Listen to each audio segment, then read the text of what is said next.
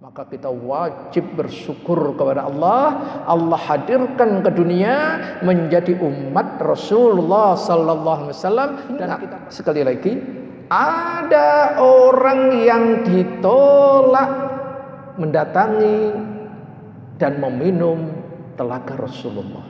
Hati-hati ini. Allahu Rabbi wal Islam dini wa Muhammadan Rasulullah wa yaqini. Assalamualaikum warahmatullahi wabarakatuh.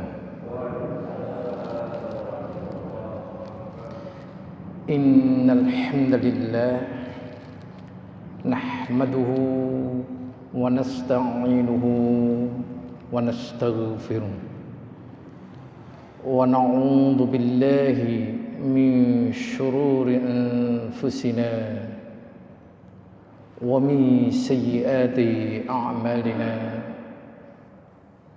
Man yahdihillahu fala mudilla lahu wa man yudlil fala hadiya lahu. Asyhadu an la ilaha illallah wahdahu la syarika lah wa ashhadu anna Muhammadan abduhu wa rasuluhu la nabiyya ba'da. Allahumma shalli wa sallim wa barik ala Muhammad sallallahu alaihi wa ala alihi wa sahbihi wasallam ajma'in. Ya ayyuhalladzina amanu taqullaha haqqa tuqatih wa la tamutunna illa wa antum muslimun.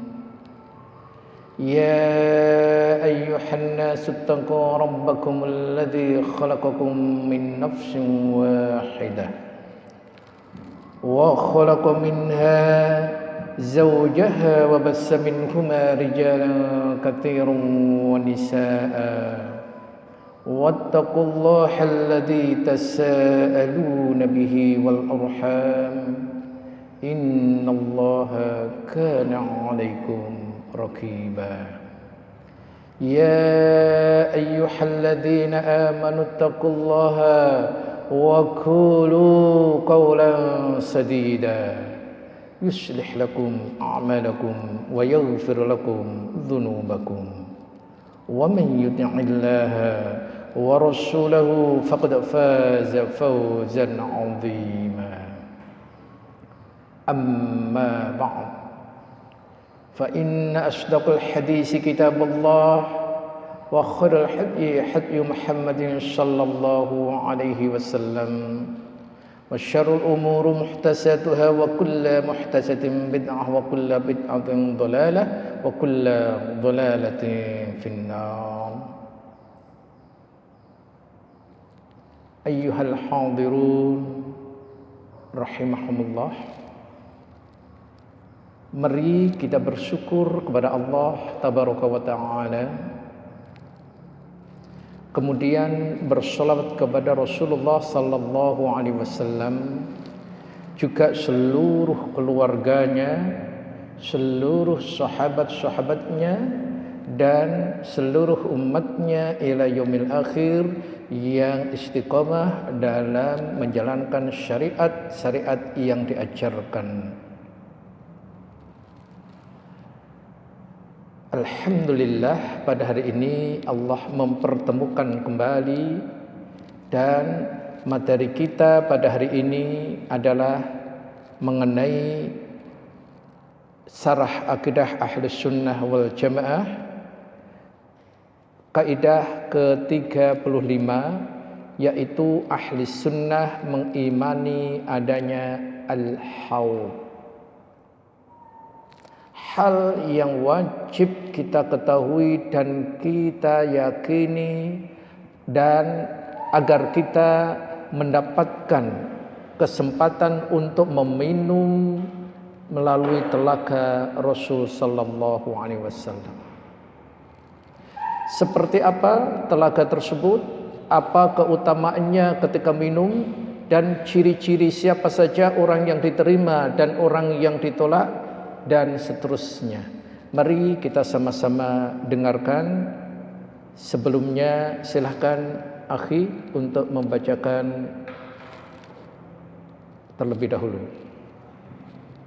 Bismillahirrahmanirrahim. Ke-35. Ahlu sunnah mengimani adanya al-khawd. Lafaz al-khawd secara bahasa atau etimologi maknanya adalah al-jamu atau kumpulan. Dikatakan halal ma'u yahuduhu, dikatakan artinya menghimpun atau mengumpulkan air. Kata haud juga digunakan untuk tempat berkumpulnya air. Adapun secara syar'i atau terminologi, makna al-haud adalah telaga air yang turun dari sungai surga pada hari kiamat di mauqif atau pada masa yang diperuntukkan bagi Nabi sallallahu alaihi wasallam, sebagaimana yang ditunjukkan oleh hadis-hadis mutawatir dan berdasarkan kesepakatan ulama Ahlus Sunnah wal Jamaah. Rasulullah sallallahu alaihi wasallam bersabda, "Inni faradhakum 'alal haud." Sesungguhnya aku telah mendahului kalian menuju al-haud. Setiap nabi alaihi wassalatu wassalam memiliki telaga, namun telaga Nabi Muhammad sallallahu alaihi wasallam adalah yang paling besar, paling mulia dan paling indah. Hal ini berdasarkan sabda Nabi sallallahu alaihi wasallam, "Inna likulli nabiyyin hauda." Sesungguhnya setiap nabi memiliki al-haud atau telaga. Wa innahum yatabahamuna ayyuhum aksaru waridah. Mereka para nabi membanggakan diri, ayyuhum aksaru waridah. Siapa di antara mereka yang paling banyak meminumnya atau mengikutnya? Wa inni arju an akuna aksaruhum waridah. Dan aku berharap akulah yang paling banyak mengikutnya. Telaga yang dibentukkan bagi Rasulullah SAW, airnya lebih putih daripada susu, lebih manis daripada madu, lebih harum daripada minyak kasturi, panjang dan lebarnya sejauh perjalanan sebulan, bejana-bejananya seindah dan sebanyak bintang di langit. Maka kaum mukminin dari umat beliau akan meminum dari haud atau telaga tersebut. Barang siapa yang meminum seteguk air dari haud atau telaga ini, maka ia tidak akan merasa haus lagi setelah itu selamanya. Nabi sallallahu alaihi wasallam bersabda, "Haudi masiratu sahri." Telagaku panjang dan lebarnya 1 bulan perjalanan. Ma'uhu akbaru minal laban. Airnya lebih putih daripada susu. Warihuhu atyadu minal misk. Aromanya lebih harum dari misk, minyak kasturi. Wakijaruhu kanujumis salat. Dan gelas-gelasnya sebanyak bintang di langit. Man sariba minha, barang siapa yang minum darinya, fala yatma'u abadan, maka dia tidak akan merasa haus untuk selamanya. Syukron akhi atas bacaan mukadimahnya. Mari kita sama-sama perhatikan kajian kita pada hari ini. Telaga kemuliaan Rasul sallallahu alaihi wasallam pada hari kiamat. Iman kepada hari akhir atau pada hari kiamat berarti mengimani seluruh peristiwa-peristiwa yang terjadi. Diawali dari kematian sampai akhir tetapnya surga atau neraka yang didasarkan ayat-ayat Allah dan hadis-hadis Nabi dengan pemahaman salafus salih.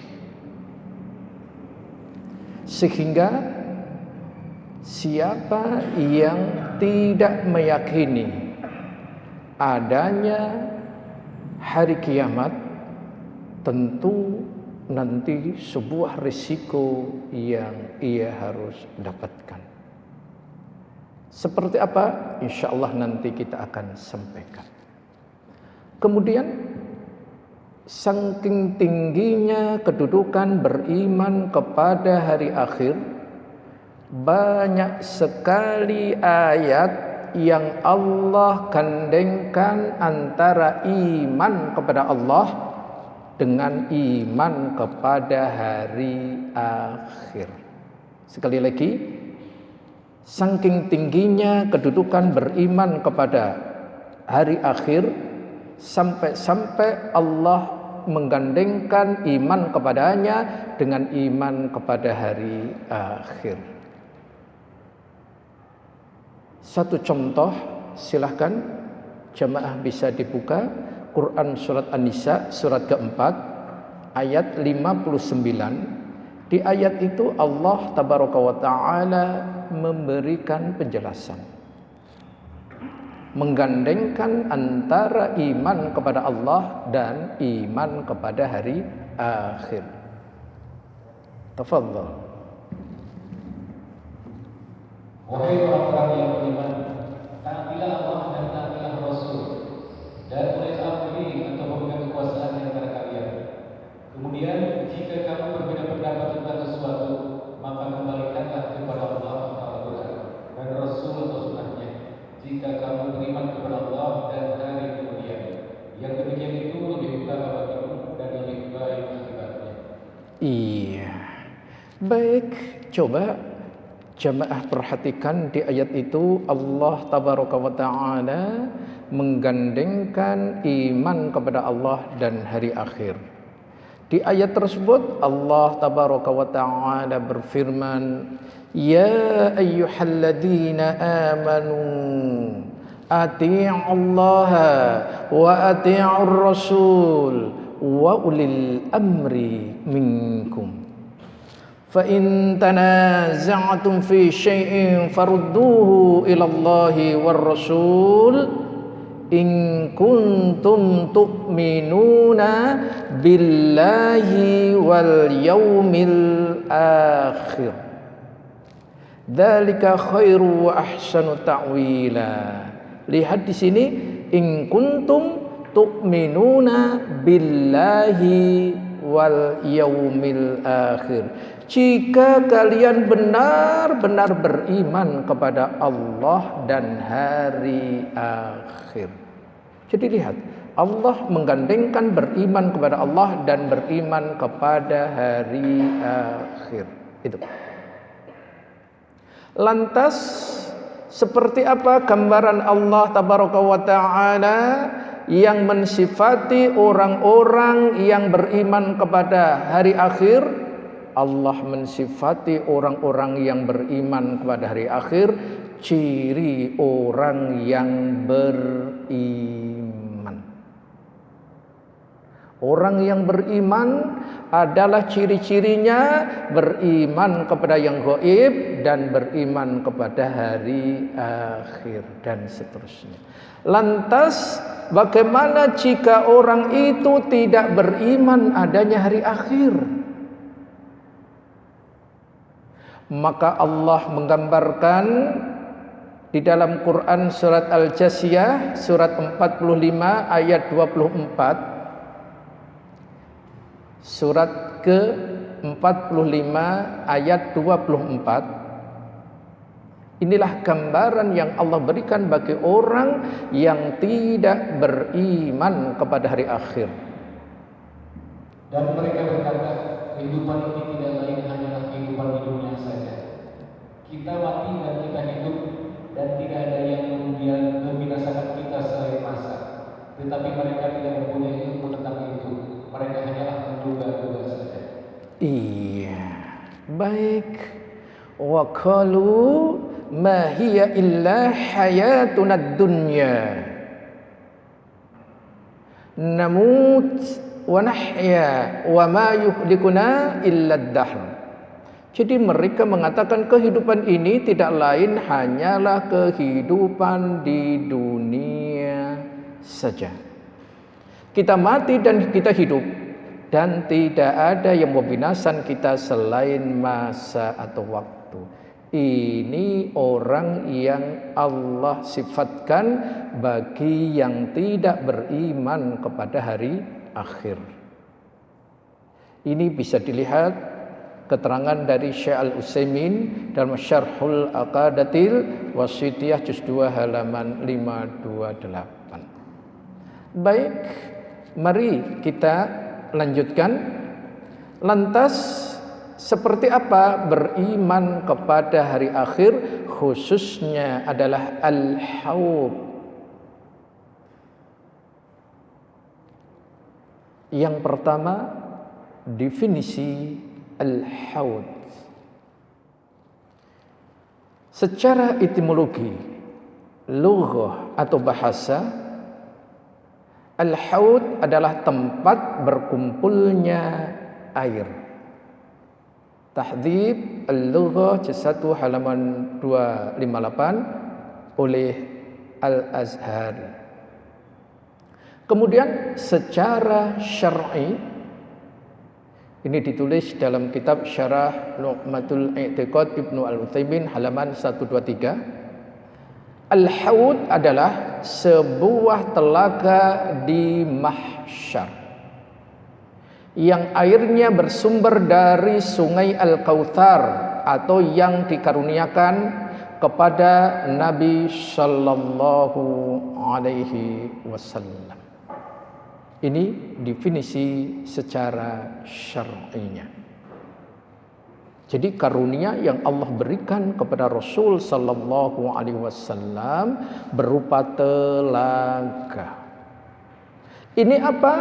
Ini sebagai salah satu di antara sayangnya Rasulullah sallallahu alaihi wasallam dan atas berkat dari Allah tabaraka wa taala yang Allah berikan kepada beliau.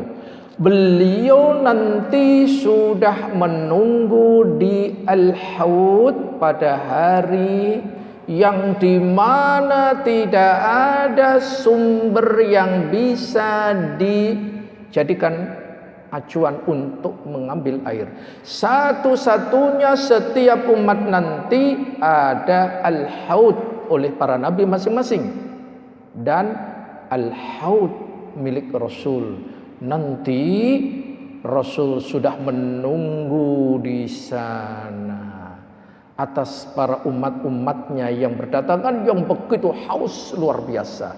Rasul sudah memanggil, Rasul sudah menyambut, Rasul sudah menunggu para umatnya yang di dunianya mengikuti risalah, petunjuk memurnikan syariat yang dibawanya. Masya Allah. Lihat Rasul dalam sabdanya yang diriwayatkan oleh sahabat Abdullah bin Mas'ud radhiyallahu an, ana faratukum falal haud. Ya, aku menunggu kalian di telaga. Alal haud. Rasul lihat sudah menunggu nanti kita di surganya. Kita bisa bayangkan betapa bahagia dan betapa senangnya nanti ketika seorang hamba sudah menunggu kita, dan hamba itu manusia yang paling dicintai oleh Allah Subhanahu wa taala.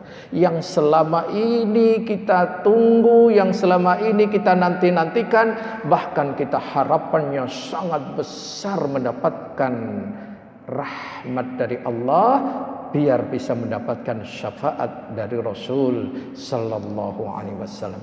Semoga nanti kita bisa mendapatinya. Amin insyaallah. Kemudian poin yang kedua yang pengen ana sampaikan setelah mengetahui definisi al-haud adalah kewajiban mengimani keberadaan telaga Rasul sallallahu alaihi wasallam. Di antara perkara yang wajib kita imani sehubungan dengan iman kepada hari akhir adalah keberadaan al-haud, yaitu telaga Rasul sallallahu alaihi wasallam. Dan beriman kepada al-haud ini sudah merupakan ijma', konsensus dari para ulama. Bahkan hadis-hadis yang nanti akan dibawakan, hadisnya derajatnya mutawatir. Jadi nggak perlu kita sangsikan lagi. Di antara ulama-ulama yang menyebutkan banyak sekali, Ana akan menyampaikan hanya beberapa saja. Tapi insya Allah di materi sudah kami sampaikan. Siapa saja itu? Kami ambil yang pertama Imam Ahmad rahimahullah ta'ala. Beliau berkata, ini di dalam syarah Usul As-Sunnah lil Iman Imam Ahmad halaman 56. Wajibnya beriman kepada Al-Haud. Sesungguhnya Rasulullah sallallahu alaihi wasallam memiliki Al-Haud pada hari kiamat yang akan didatangi oleh umatnya. Yang kedua yang ingin ana sampaikan adalah Al-Barbahari rahimahumullah. Beliau pun juga menyampaikan wajibnya beriman kepada telaga Rasulullah sallallahu alaihi wasallam. Syarah As-Sunnah halaman 65. Kemudian Al-Imam Abu Ja'far At-Tahawi rahimahumullah, beliau juga berkata, Al-Haud atau telaga yang dengannya Allah tabaraka wa ta'ala memuliakan Rasul sallallahu alaihi wasallam untuk diminum airnya oleh umat beliau sallallahu alaihi wasallam pada hari kiamat adalah hak atau benar adanya. Kitab Syarhul Aqidati Tahawiyah halaman 227. Berikutnya adalah perkataan Al-Imam Syekhul Islam Ibnu Taimiyah rahimahumullah. Beliau menjelaskan di dalam kitab Syarhul Aqidatut Tahawiyah, pada hari kiamat ada telaga Rasul sallallahu alaihi wasallam yang akan didatangi oleh umat beliau sallallahu alaihi wasallam. Barang siapa meminum airnya tersebut, maka ia tidak akan merasakan haus lagi selama-lamanya. Kemudian pendapat yang terakhir kami sampaikan adalah Al-Imam An-Nawawi rahimahumullah. Beliau ulama Syafi'iyah yang luar biasa banyaknya karya-karya beliau. Beliau menyampaikan bahwa hadis-hadis dalam Sahih Imam Muslim yang menyebutkan tentang telaga Rasul sallallahu alaihi wasallam dalam bab penetapan keberadaan telaga Nabi sallallahu alaihi wasallam pada hari kiamat nanti. Kitab Sahih Imam Muslim juz 4 halaman 1791. Jadi berdasarkan pendapat para ulama-ulama Ahlus Sunnah wal Jamaah yang kami sebutkan sebagiannya tadi, sangat jelas dan yakin seyakin-yakinnya bahwa di akhirat ada telaga para nabi, khususnya di sini adalah pembahasan kita telaga Rasulullah sallallahu alaihi wasallam. Yakinkan itu semuanya. Semoga Allah tabaraka wa taala memberikan kepada kita keimanan terhadap ini dengan kokoh, mengamalkannya ketika di dunia, dan menjadikan sebab-sebab agar kita bisa mendapatkan air itu, diberi kesempatan oleh Rasulullah meminumnya. Amin. Amin. Ya Rabbal Alamin. Baik, agar lebih kita yakin lagi Kalau poin kedua tadi adalah pendapat para ulama, sekarang dalil-dalil dari Rasulullah sallallahu alaihi wasallam yang dimana dalil-dalil ini tadi sudah Anda sampaikan sifat derajatnya adalah mutawatir. Jadi derajatnya mutawatir. Sebagaimana yang disampaikan di hadis di kitab ini, inna likulli nabiyyin haudha. Sesungguhnya setiap nabi memiliki yang namanya al-haud atau telaga. Wa innahum yatabahawna ayyuhum aktsaru waridah. Mereka membanggakan diri siapa di antara mereka yang paling banyak peminum atau pengikutnya. Wa inni arju an akuna aktsaruhum waridah. Dan aku berharap akulah yang paling banyak pengikutnya. Hadis ini hadis yang sangat jelas sekali yang diriwayatkan oleh Al-Imam At-Tirmidzi nomor 2443 dari sahabat Samurah radhiyallahu an. Juga disebutkan di Sahihut Tirmidzi nomor 1988 dan juga disebutkan di dalam kitab Silsilatul Ahadits As-Sahihah nomor 1589. Masya Allah. Ini yang pertama. Yang kedua juga disebutkan di dalam kitab ini juga tadi, ini faratun lakum. Sesungguhnya aku akan berada di depan kalian ketika mendatangi telaga pada hari kiamat nanti. Wa ana syahidun alaikum, dan aku menjadi saksi bagi kalian. Wa inni wallahi la'anzuru ila haudil an. Demi Allah, sungguh aku sedang melihat telagaku saat ini. Hadis sahih riwayat Al-Bukhari nomor 6218 dan Imam Muslim nomor 2296 dari sahabat Uqbah bin Amir radhiyallahu an. Kalau Rasulullah sallallahu alaihi wasallam orang yang benar dan enggak pernah dusta sama sekali menyampaikan kalimat qasam, sumpah wallahi, menunjukkan sebuah yang sedikit pun tidak ada keraguan bagi kita umatnya. Dan juga masih sangat banyak sekali hadis-hadis yang ada. Seperti yang di sini tadi, inna faratukum alal haud, sesungguhnya aku telah mendahului kalian menuju al-haud. Hadis riwayat Al-Bukhari nomor 6385, Imam Muslim nomor 2290 dari sahabat Sahal bin Sa'ad radhiyallahu anhu.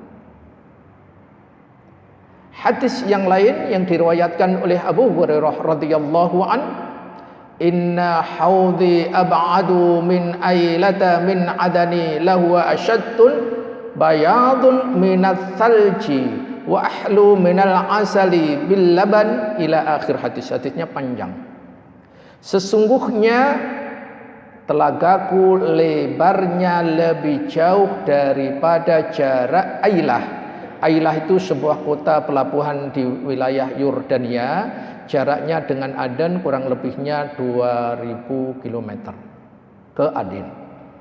Sesungguhnya warna airnya lebih putih daripada salju, lebih manis daripada madu dicampur susu, dan bejana-bejana untuk meminumnya jumlahnya lebih banyak daripada bintang-bintang di langit jumlahnya.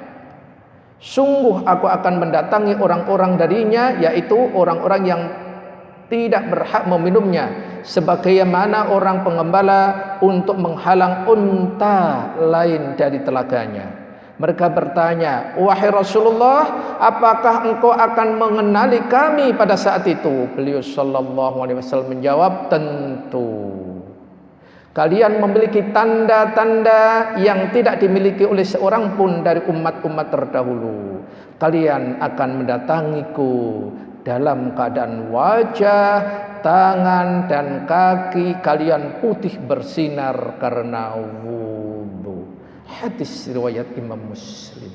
Lihat hadis yang terakhir ini.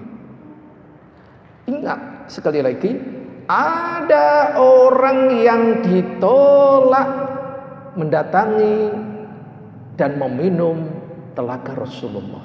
Hati-hati ini. Siapa itu? Insya Allah nanti akan diterangkan di penjelasan berikutnya. Sungguh sengsara luar biasa, mengaku umat Rasul tapi tidak bisa meminum telaganya. Padahal sekali meminum selamanya tidak akan haus. Padahal Rasul sudah menunggu di telaganya. Maka para sahabat, ya Rasulullah, bisakah engkau nanti mengenali mereka-mereka? Kata Rasulullah, sungguh mudah untuk ku kenali. Apa itu? Nah, ini ma'asyiral muslimin, tanda umatnya Rasulullah nanti bercahaya. Yang bercahaya apanya? Yang bercahaya, tolong ini betul-betul kita amalkan. Wajah, tangan, kaki. Apa itu? Bekas-bekas ambil air wudu.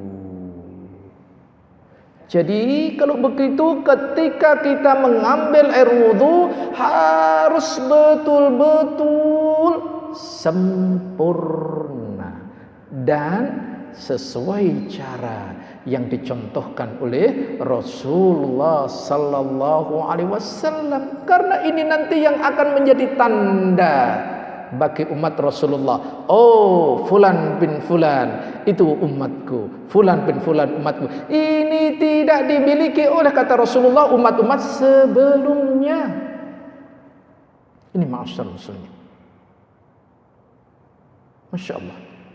Ayo, sudah tahu ilmunya, kita amalkan. Memperbanyak mengambil air wudu yang benar dan sempurna. Benar mengikuti contoh Rasulullah, sempurna caranya, jangan sampai ada sesuatu yang seharusnya itu kita basuh tidak kena. Wabil khusus Rasul selalu memberitahu adalah siku. Karena beberapa kali ada seorang sahabat suruh berwudu, ternyata ada sebagian yang wajib terbasuh, ternyata belum terkena air wudu. Itu hati-hati. Kenapa? Sekali lagi, karena ini adalah ciri khusus ini nanti. Itu. Wallahu a'lam bishawab. Kemudian berikutnya adalah gambaran dan sifat telaga Rasul sallallahu alaihi wasallam. Seperti gambarannya, bagaimana sifat-sifatnya, Masya Allah. Hadis-hadis yang sangat jelas akan memberikan gambaran, dan ulama akan memberikan kesimpulan-kesimpulan guna untuk memberikan kemudahan bagi umat Islam. Masya Allah. Baik, yang pertama, air minum telaga Nabi. Rasul sallallahu alaihi wasallam dalam sabdanya yang artinya airnya lebih putih daripada susu, baunya lebih harum dari minyak misk, dan cangkir-cangkirnya sebanyak bintang di langit. Barang siapa yang meminum dari telaga tersebut, dia tidak akan haus selama-lamanya.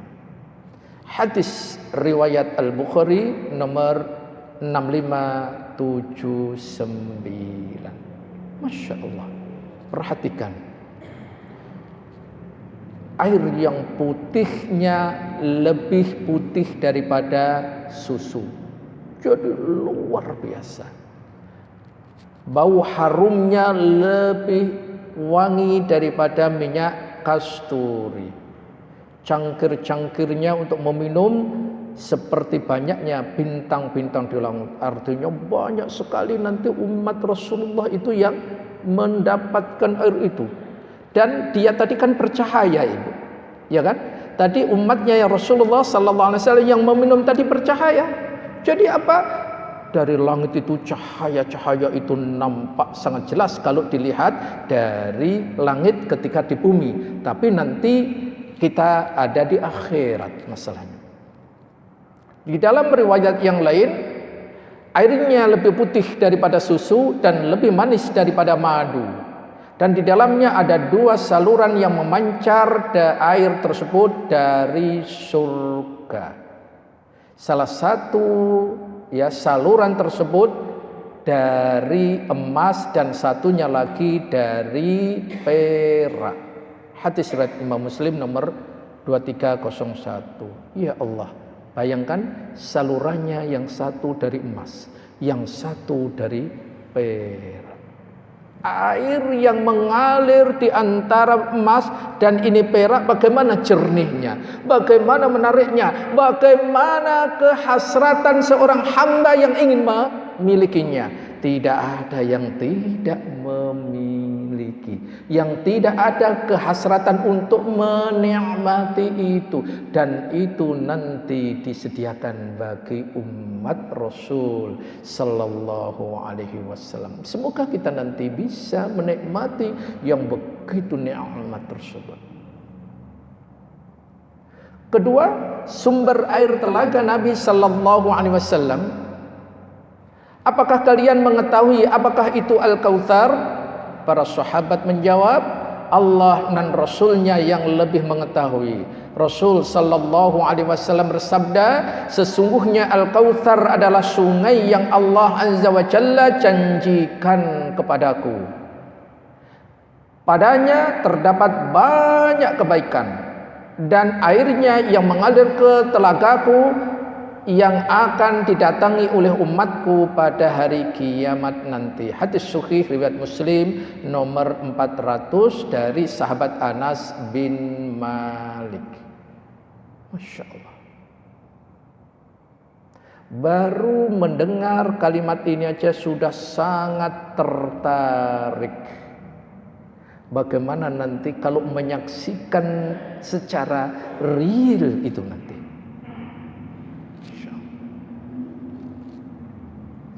Kemudian berikutnya gayung, timba, gelas telaga Nabi sallallahu alaihi wasallam.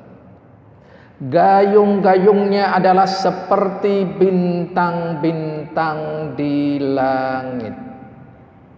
Hadis sahih riwayat Al-Bukhari dan Muslim dari sahabat Abdullah bin Amr bin Al-As radhiyallahu anhu.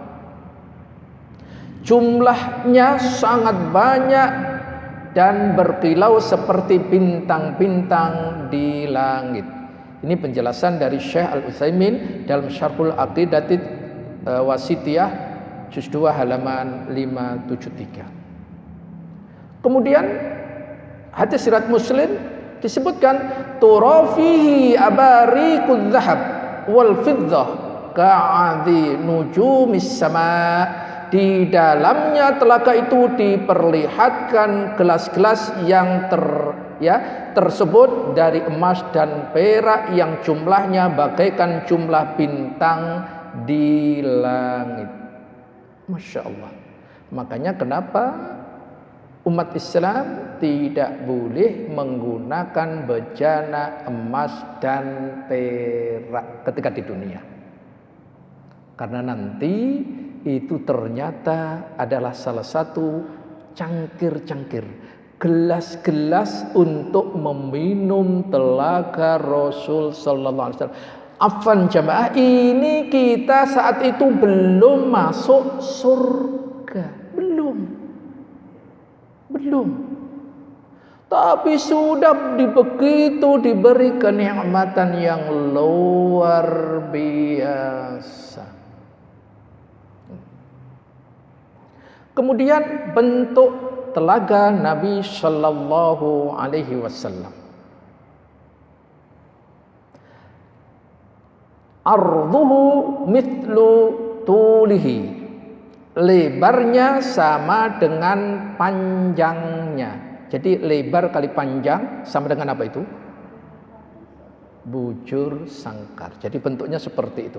Hadis riwayat Imam Muslim nomor 23 ya, 2300. Kemudian di hadis yang lain panjangnya haudi masiratun syahrin wa zawayahu sawaun. Panjang ya, telagaku sama dengan perjalanan selama sebulan dan sisi-sisinya atau pojok-pojoknya sama. Hadis riwayat Muslim nomor 2293. Jadi lebarnya perjalanan selama sebulan. Jamaah pernah berjalan selama sebulan? Belum ya? Coba nanti latihan jalan. Sebulan itu sampai semana? Itulah nanti lebarnya. Ya, lebarnya, panjangnya telaga Rasul sallallahu alaihi wasallam. Umatnya Rasulullah berapa jumlahnya? Sejak Rasul diutus sampai nanti hari akhir. Itu bagi yang taat kepada Rasul semua adalah umatnya.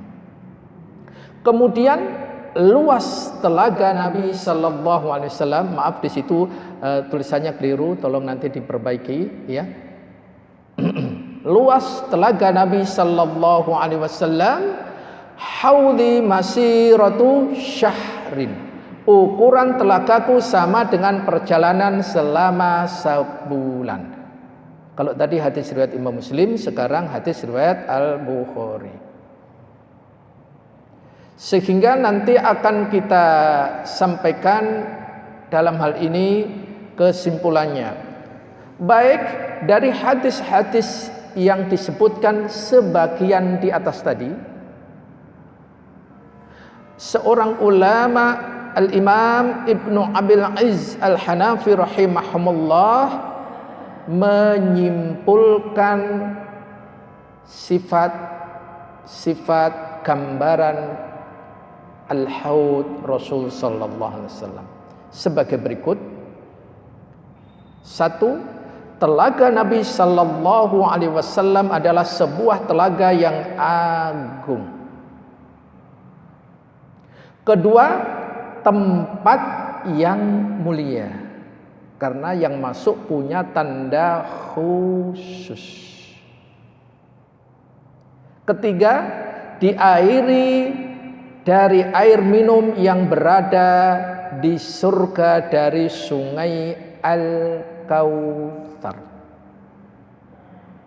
Keempat, warnanya lebih putih daripada susu. Kelima, suhunya lebih dingin dari salju atau es. Padahal nanti panasnya luar biasa, begitu meminum itu dinginnya seperti salju atau es. Bagaimana itu kondisinya? Bahagia enggak orang yang meminum itu nanti? Enggak bisa dibayangkan itu. Berikutnya, lebih manis daripada madu, lebih wangi daripada misk. Telaga yang sangat luas, panjang dan lebarnya sama. Panjang setiap sisinya secara perjalanan 1 bulan. Disebutkan dalam kitab Syarah Aqidah atau Hawiyah halaman 311. Inilah gambaran dan sifat-sifat telaga Rasul sallallahu alaihi wasallam. Insyaallah sangat jelas sekali. Masya Allah. Kemudian berikutnya letak telaga Nabi sallallahu alaihi wasallam. Berkaitan dengan di manakah letak tenaga Nabi sallallahu alaihi wasallam, para ulama berbeda pendapat dalam hal ini. Ada dua pendapat. Pendapat yang pertama, letak telaga Nabi sallallahu alaihi wasallam adalah setelah sirat atau jembatan di atas Jahannam. Pendapat ini adalah zahir dari pendapat Imam Al-Bukhari rahimahullahu taala, karena di dalam kitab sahihnya beliau meletakkan bab al-haud setelah bab sirat. Jadi Al-Bukhari menyatakan bahwa al-haud nanti setelah sirat. Ini pendapat pertama. Juga didukung oleh Ibnu Hajar rahimahullah al-haud oleh Al-Bukhari setelah menyebutkan hadis-hadis tentang syafaat dan setelah sirat, adalah isyarat dari beliau bahwa letak telaga Nabi adalah setelah melewati sirat. Ini disebutkan dalam Fathul Bari jilid atau juz 11 halaman 446. Ini pendapat pertama. Jadi menurut Al-Bukhari dan dikuatkan oleh Al-Imam Ibnu Hajar rahimahumullah, letak al-haud di mana tadi? Setelah sirat. Ini pendapat pertama. Kemudian pendapat yang kedua. Pendapat yang kedua, telaga Nabi sallallahu alaihi wasallam terletak sebelum sirat. Kalau tadi setelah sirat, sekarang sebelum sirat. Yaitu ketika di padang mahsyar. Jadi jauh sebelum ke sirat. Nanti kan padang mahsyar urut-urutannya yang kemarin sudah Ana sampaikan. Ini pendapat yang dipilih oleh Al-Qurtubi, Ibnu Katsir rahimahullah, dan dikuatkan oleh banyak ulama.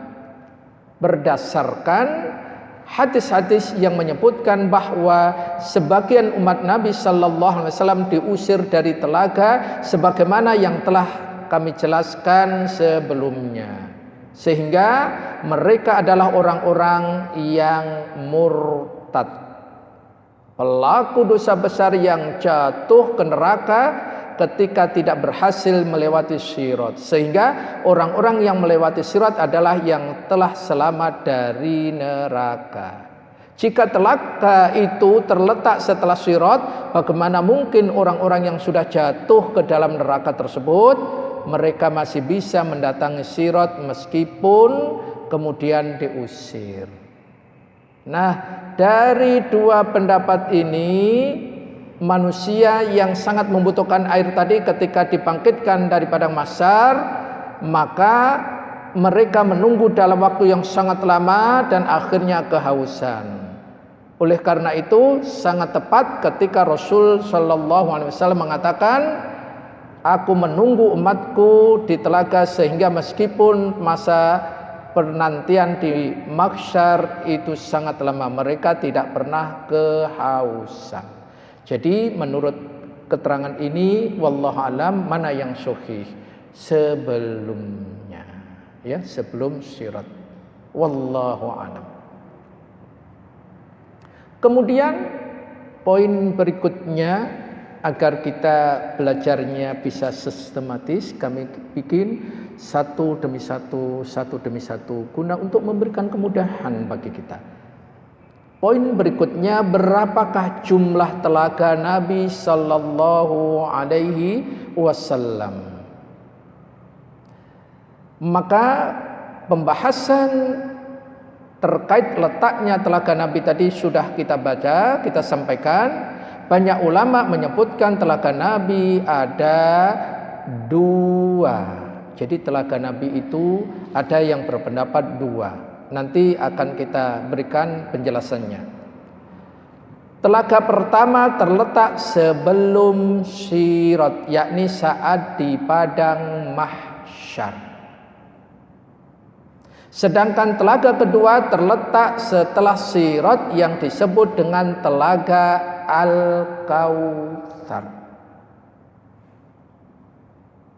Sehingga umat beliau minum dari telaga Nabi sebelum melintasi Sirat, dan juga minum telaga Nabi setelah melintasi Sirat, yaitu ketika sudah di dekat surga atau ketika di surga.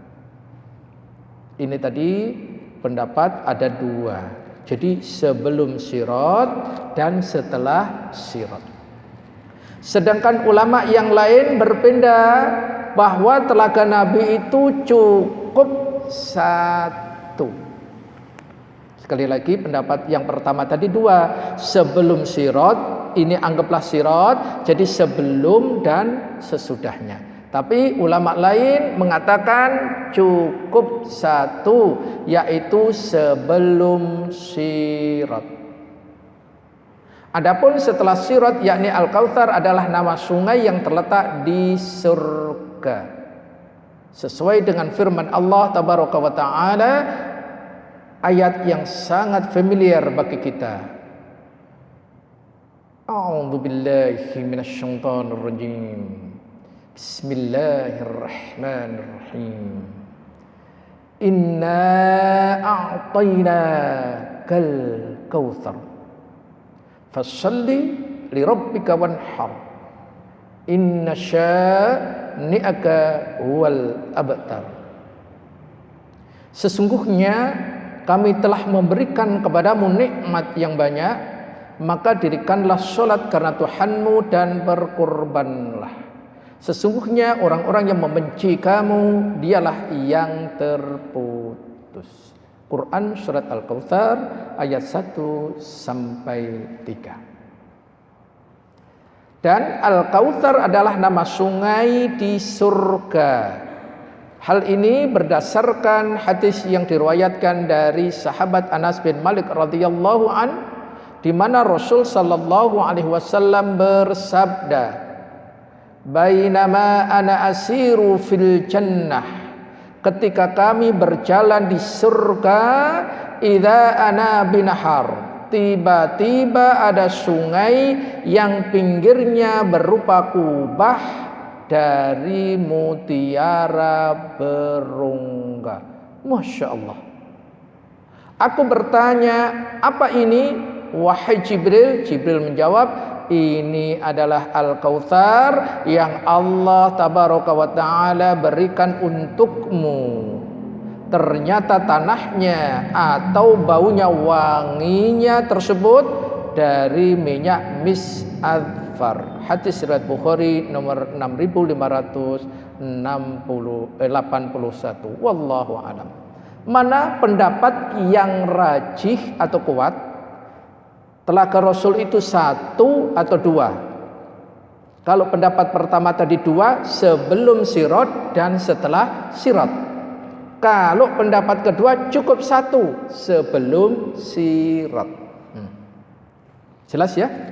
Nah, biar kita lebih jelas, pendapat yang rajih atau pendapat yang kedua yang kuat adalah pendapat yang pertama, yang menyatakan bahwa telaga Nabi ada dua. Ini kami ambil faidah dari penjelasan Ustadz Dr. Firanda Adirja MA dari salah satu majelis ilmu beliau.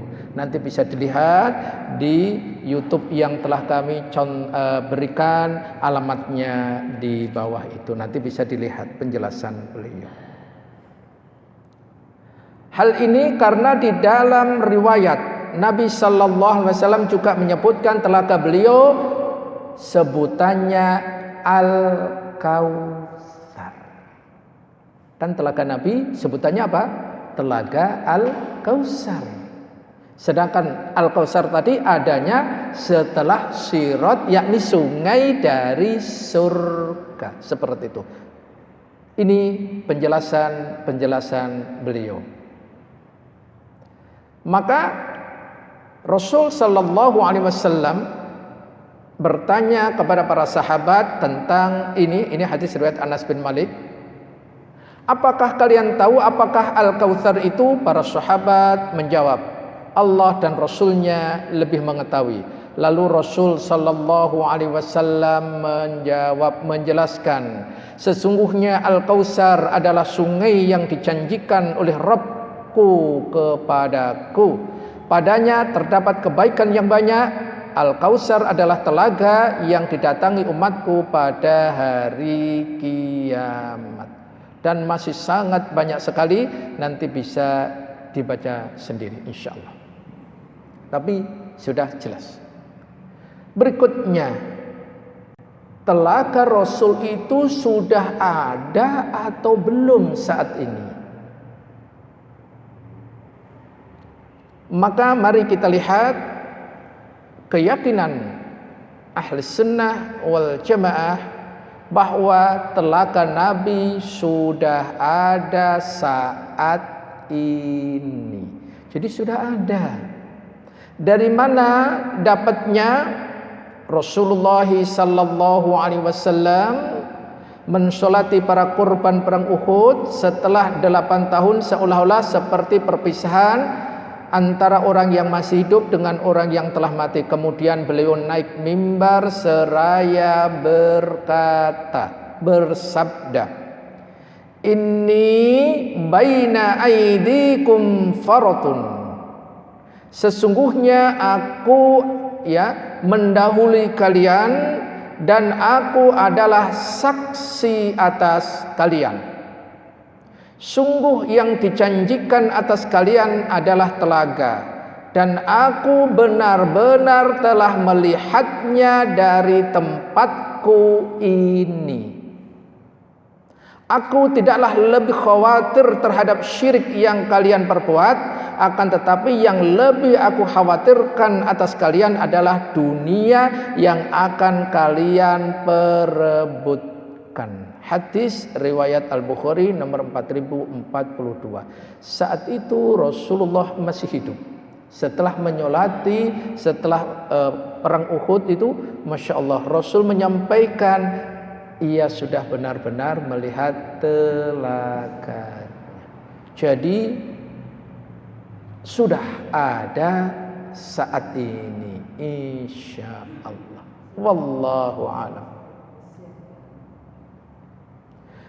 Kemudian berikutnya adalah apakah Nabi yang lainnya juga memiliki telaga?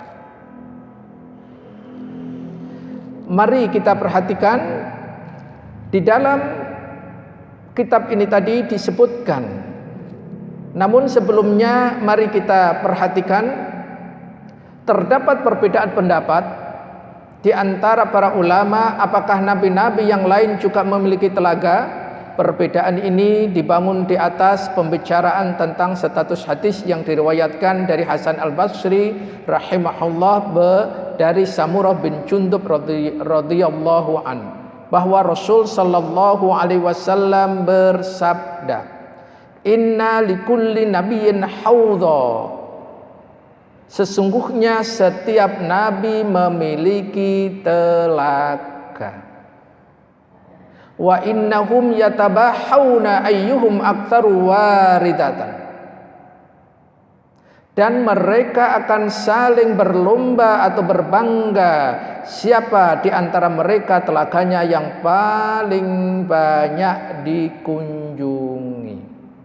Wa inni arju an akuna aktsarahum waridah, dan aku berharap bahwa aku adalah orang yang telaganya paling banyak dikunjungi atau paling banyak pengunjungnya. Hadis riwayat At-Tirmidzi. Hadis ini nomor 2443. Nah, status hadis ini diperselisihkan tentang kesahihannya, dan di antara ulama yang menilai hadis ini hasan adalah Syekh Ibnu Baz dan Syekh Al-Albani rahimahumullah. Sehingga kita katakan bahwa nabi-nabi yang lain juga memiliki telaga.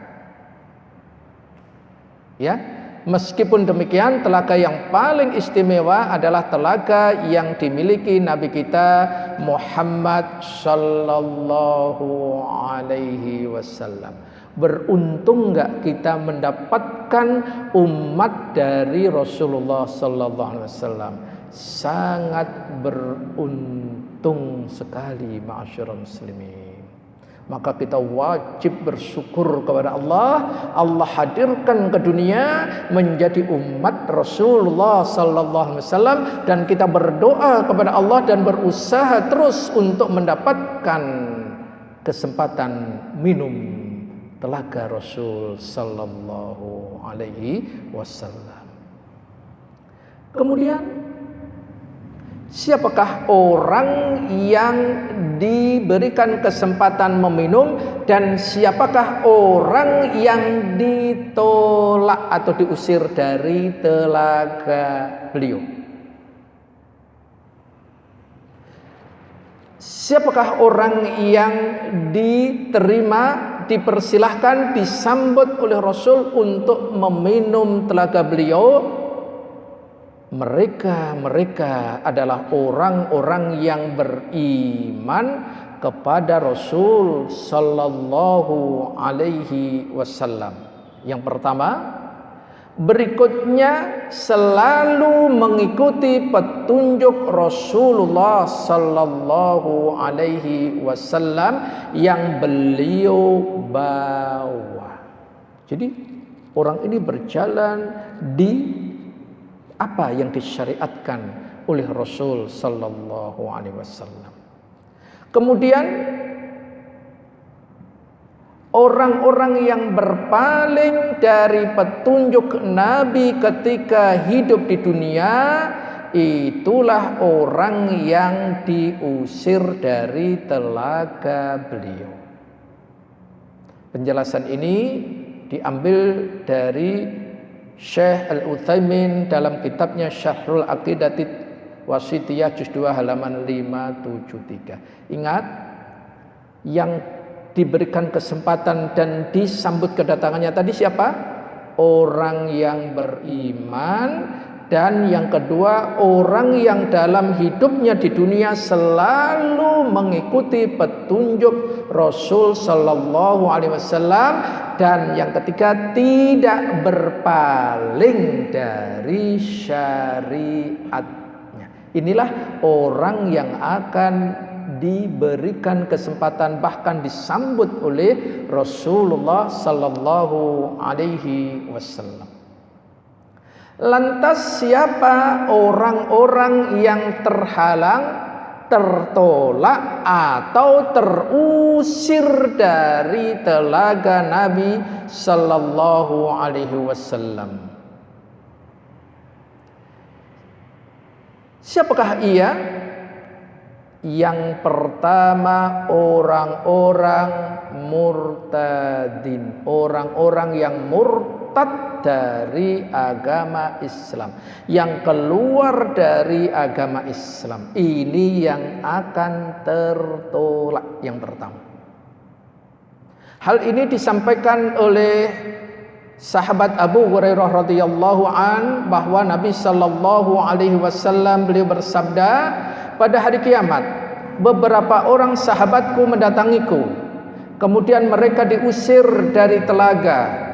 Aku pun berkata, wahai Rabbku, mereka adalah sahabatku. Allah tabaraka wa ta'ala menjawab, sesungguhnya kamu tidak memiliki pengetahuan tentang apa yang mereka kerjakan sepeninggalanmu.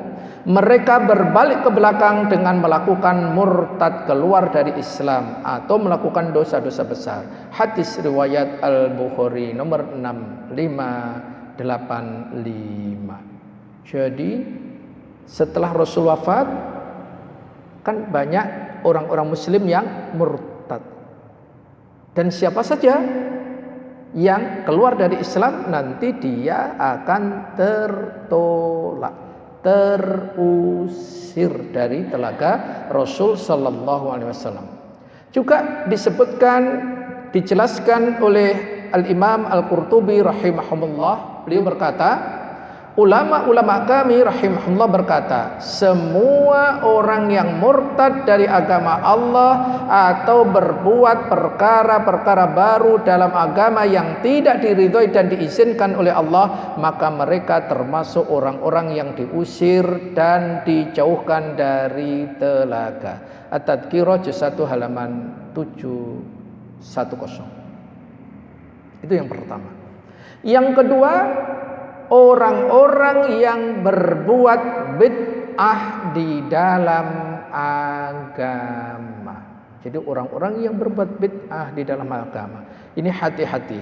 Rasulullah sallallahu alaihi wasallam dalam sabdanya, "Aku menunggu kalian di telaga. Diperlihatkan bersamaku beberapa orang di antara kalian. Kemudian dicabut dari pandanganku, aku pun berteriak, wahai Rabbku, mereka sahabatku. Maka ada suara, engkau tidak mengetahui apa yang mereka lakukan sepeninggalanku." Hadis riwayat Bukhari nomor 6576. Di riwayat yang lain Rasul sallallahu alaihi wasallam bersabda, "Innahum minni fayaqul." Sesungguhnya mereka ini umatku. Lalu disampaikan kepadaku, engkau tidak mengetahui apa yang mereka telah mengubah agama setelah engkau meninggal. Aku pun berkomentar, celaka, celaka, celaka bagi orang yang mengganti agamanya setelah aku meninggal. Hadis riwayat Bukhari nomor 7050. Nanti maksud mengganti agama itu seperti apa? Nanti di poin terakhir insyaallah akan kami sebutkan. Kemudian yang ketiga, mereka sewaktu di dunia berpaling dari petunjuk Rasul sallallahu alaihi wasallam. Karena mereka sewaktu di dunia berpaling atau tidak beriman kepada petunjuk Rasul dengan pemahaman dan perbuatan bid'ah, sehingga di akhirat mereka dihalangi dari kemuliaan meminum telaga Rasul sallallahu alaihi wasallam sebagai balasan dari perbuatan mereka. Ini keterangan dari Syekh Shalih Al-Syekh dalam Syarhul Aqidah At-Tahawiyah Wasithiyah juz 1 halaman 468. Kami sebutkan satu saja, siapa orang yang memberikan bid'ah yang ditolak tadi. Bid'ah yang mana? Mari kita perhatikan. Saya akan menyampaikan karena keterbatasan waktu satu saja. Al-Imam Ibnu Abil Bar rahimahullah berkata, semua orang yang melakukan perbuatan bid'ah yang tidak diridhai Allah Azza wa Jalla dalam agama ini akan diusir dari telaga Rasul sallallahu alaihi wasallam. Dan yang paling parah dari mereka, di antara mereka adalah orang-orang ahlul bid'ah yang menyelisihi pemahaman jamaah kaum muslimin seperti Khawarij, seperti Syiah Rafidhah, seperti pengekor hawa nafsu. Inilah pembuat bid'ah tersebut. Jadi disebutkan sangat jelas sekali. Dengan demikian pula orang-orang yang berbuat zalim, yang melampaui batas dalam kezalimannya dan menentang kebenaran, serta orang-orang yang melakukan dosa-dosa besar secara terang-terangan. Mereka itu semua dikhawatirkan termasuk orang-orang yang disebutkan hadis di atas, yakni diusir dari telaga Rasul sallallahu alaihi wasallam. Yakni kitab Syarah Al-Zarqani ala Muwatta Al-Imam Malik juz 1 halaman 65. Hati-hati ma'asyiral muslimin yang kami hormati, semoga kita betul-betul menjaga keutuhan kemurnian syariat Rasul ini, guna untuk meraih telaga Rasul, diberi kesempatan oleh Allah untuk meminum telaga Rasul sallallahu alaihi wasallam.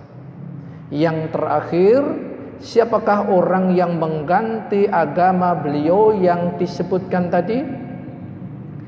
Ibnu Abil Bar Al-Maliki rahimahullahu ta'ala menjelaskan orang-orang yang mengganti agama itu, beliau mengatakan setiap orang yang membuat perkara baru dalam agama yang tidak diridhoi dan tidak diizinkan oleh Allah tabaraka wa ta'ala, maka mereka termasuk orang-orang yang diusir dari telaga dan bahkan dijauhkan dari telaga. Wallahu a'lam. Kemudian beliau menyampaikan